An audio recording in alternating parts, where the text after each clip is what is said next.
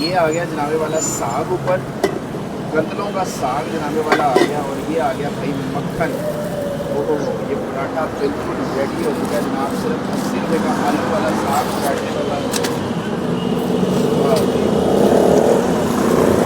गरम गरम पराठे रेडी हो रहे हैं। सर्दियों की सुबह है और गरम गरम पराठे। गुलाम मुस्तफ़ा के पॉइंट के हमको तुरंत जनाब चाचा गुलाम मुस्तफ़ा जो कि भाई यूट्यूब हो, इंस्टाग्राम हो, टिकटॉक हो, सब जगह स्ट्रीट फूड ऑफ पाकिस्तान इन लाहौर है। और यहाँ पर भाई ज़बरदस्त ये बड़े हैं लोग यहाँ पर enjoy कर रहे होते हैं इर्द गिर्द भी। और ये जनाब आलू का पराठा रेडी हो रहा है। पहले आलू की डिश देखी है और जनाबे वाला